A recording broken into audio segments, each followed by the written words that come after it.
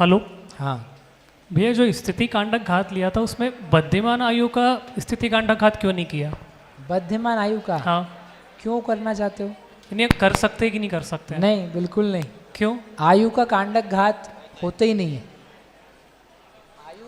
आयु स्पेशल कर्म है। आयु की गुणशणी निर्जरा, आयु का संक्रमण, आयु का कांडक घात ये नहीं होता है। तो फिर उसका नॉर्मल अपकर्षण होगा। अपकर्षण हाँ, घटोतरी हो सकती है उसमें। ठीक है। और जो अपन ने अभी अवलंबनाकरण बोलते हैं उसको, अपवर्तनाकरण। हाँ ठीक, तो अपन ने अभी मना किया कि स्थिति कांडक घात में गुण संक्रमण नहीं होता, गुण संक्रमण नहीं होता। स्थिति कांडक घात में नहीं, अपूर्वकरण में, अपूर्वकरण में गुण संक्रमण नहीं प्रथमोपशम होता। सम्यक्त्व के लिए जो है उसमें गुण संक्रमण नहीं होता। ठीक है, तो फिर अपन जो गुण श्रेणी निर्जरा में संक्रमण कर रहे हैं तो वो कहाँ नॉर्मल कर? संक्रमण। गुण श्रेणी निर्जरा में संक्रमण नहीं कर रहे हैं, अपकर्षण के द्वारा निर्जरा कर रहे हैं। लेकिन उदय तो सिर्फ 54 या 55-6 का है। हाँ। तो जो 137 का कर रहे हैं हाँ। तो फिर उसको संक्रमित तो करना पड़ेगा ना कहीं। वो स्थितियुक्त संक्रमण तो बाय डिफॉल्ट एक प्रोसेस है, वो तो करनी पड़ती वो है। डिफॉल्ट वाला हो रहा है लेकिन गुण वो संक्रमण एक नहीं एक हो रहा। समय का ही होता है। जैसे जैसे जैसे आगे बढ़ते जाते हैं वैसे वैसे आगे आगे के निषेक का, एक एक निषेक का उदय वाली प्रकृति में संक्रमण होता है। ठीक है भैया।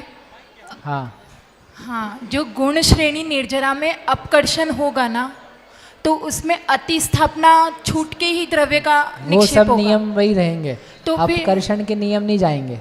तो फिर भैया जो उदयावली में आपने कहा कि द्रव्य नहीं जाएगा, वो नॉर्मल तरीके से उदय में आएगा, तो जो उसके ऊपर का निक्षेप है जो अपन ने जगन्य अतिस्थापना और निक्षेप किया था तो वो अपकर्षण तो होगा ना? हाँ होगा ना, अभी कराएंगे दिन में जब ये गुण श्रेणी का दिखाएंगे ना। 3 जगह द्रव्य का बंटवारा, हर जगह से द्रव्य लेना, ले करके बांटना, तो वो थोड़ा बहुत लेकर के उदयावली में भी देंगे। लेकिन जो गुण श्रेणी का सिंचन का प्रकार है, असंख्यात गुणा असंख्यात गुणा, वो केवल उदयावली बाह्य गुण श्रेणी है तो उतने निषेकों में दिया जाएगा उदयावली के ऊपर से। और भैया जो ये स्थिति कांडक घात है वो प्रायोग्य लब्धि में भी हो रहा था कि अंत कोड़ा कोड़ी हुआ। स्थिति कांडक घात प्रायोगिकता लब्धि में लगातार नहीं होता है, बस वो जब प्रारंभ किया था, एंट्री ली थी, तो वो कोड़ा कोड़ी सागर का घट करके एक बार में, इसलिए वहाँ लिखा था इगी कंडयेण, एक कांडक घात के द्वारा उसको अंतः कोड़ा कोड़ी का कर दिया। अब बाद में नहीं चल रहा है वो, इसलिए वहाँ पे वो नाम दिया नहीं है। वहाँ पे हाँ आवश्यक भी नहीं है उसका, वहाँ पर बस एक बार होता है, एक बार होके कम किया जाता है। ठीक है भैया, जय जय। इसी से संबंधित प्रश्न है। एक सेकंड, क्या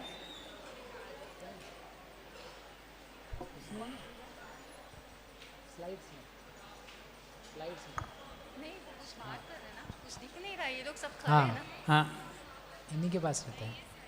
इसी से संबंधित प्रश्न है कि प्रायोग्य लब्धि में जो स्थिति कांडक घात होता है तो एक ही इसमें 70 कोड़ा कोड़ी की आयु अंता कोड़े कोड़ी आ जाती है, और यहाँ हम बता रहे हैं कि भाई पल्य का संख्यात भाग यानी कुछ सागर ही जाएंगे। कुछ तो सागर नहीं, सागर का हिस्सा। हाँ, सागर का हिस्सा ही जाएगा। तो फिर ये दोनों स्थिति कांडक घात में क्या फर्क है फिर? वैसे वो एक ही बार होता है, वहाँ प्रायोगिकता लब्धि के निमित्त से कर्म का सत्व ऐसा हो जाता है जिसके निमित्त से अब जीव आगे बढ़ने योग्य है। अच्छा, वहाँ की विशुद्धि ऐसी होती है। यहाँ पर अब सत्व भी कम है, स्थिति सत्व ही अल्प है, तो जितना है सत्व उसके हिसाब से थोड़ा थोड़ा स्थिति सत्व हर अंत मुहूर्त में घटा रहे।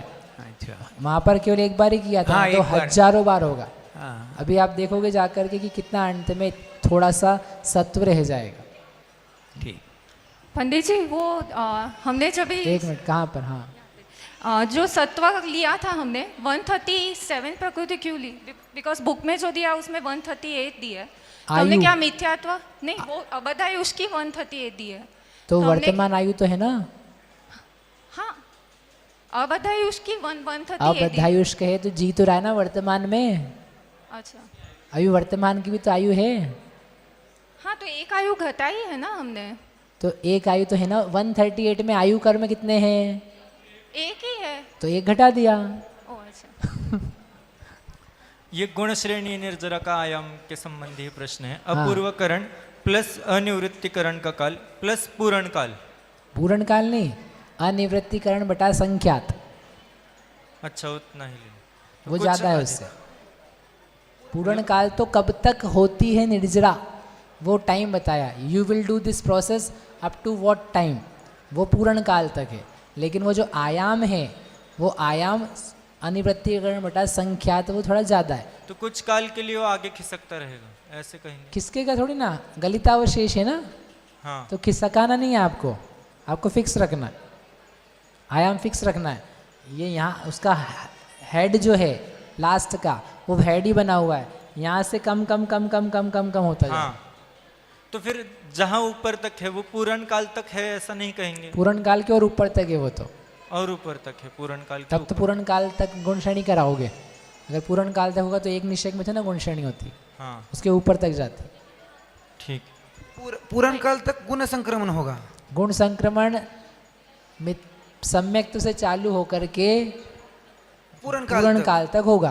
और वो उस- गुण श्रेणी निर्जरा पूछ रहे हैं, हाँ वही ना, और गुण वो अलग श्रेणी अलग है। नहीं, गुण श्रेणी उसके ऊपर तक होगी। उसके ऊपर तक नहीं होगी, गुण श्रेणी होगी तो पूर्ण काल तक, लेकिन सिंचन होगा उसके ऊपर के काल में। हाँ ठीक है, प्रोसेड करना।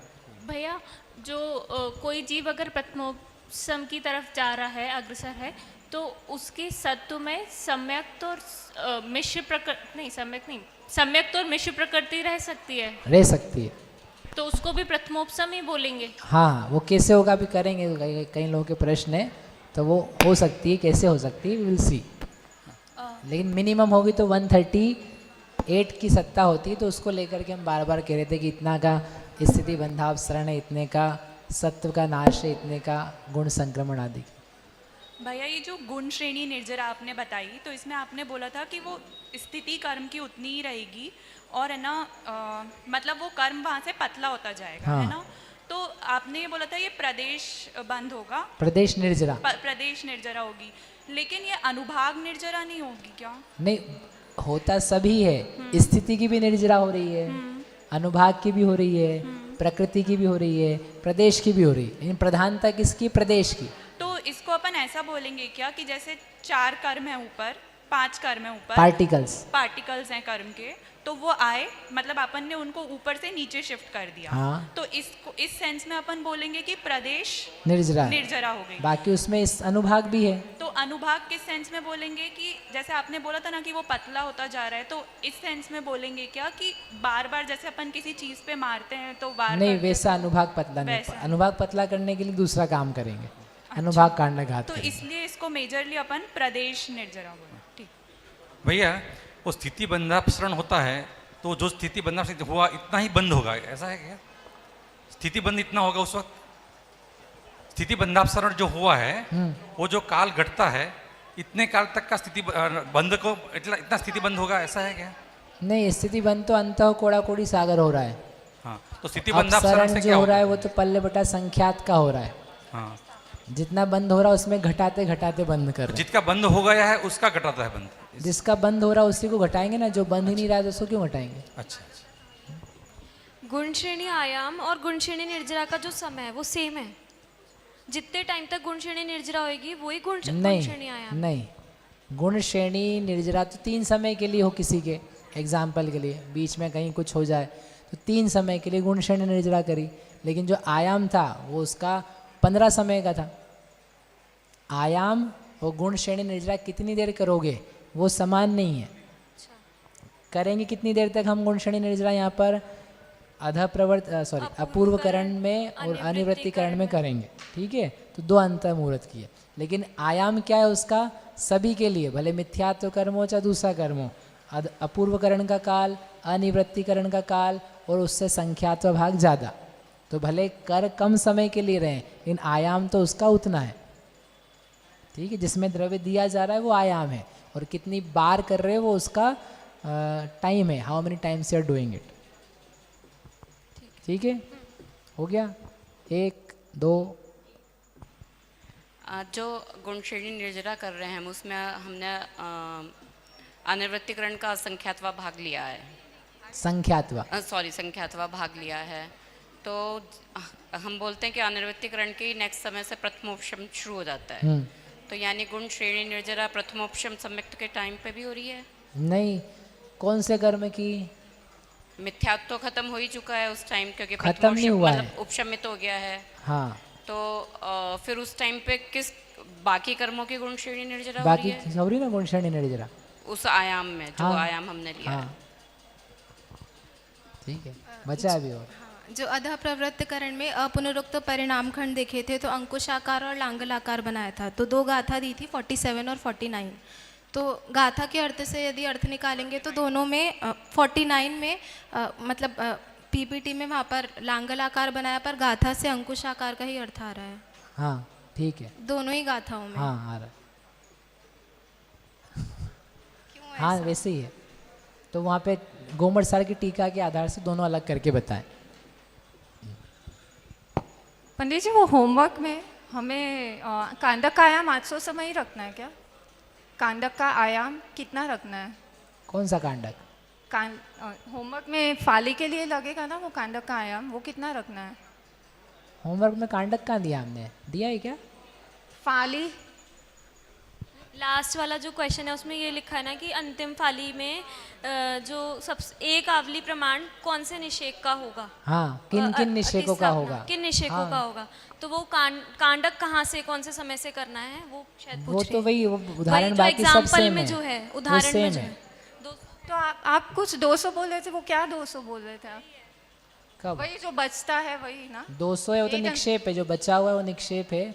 जो कांडक घात क्या वो सेम है, उसमें ही आपको निकालना है कि नीचे ऊपर के अनेकों निषेकों का अपकर्षण है तो किस किस का जो घात है वो उस प्रकार का हो। ठीक है।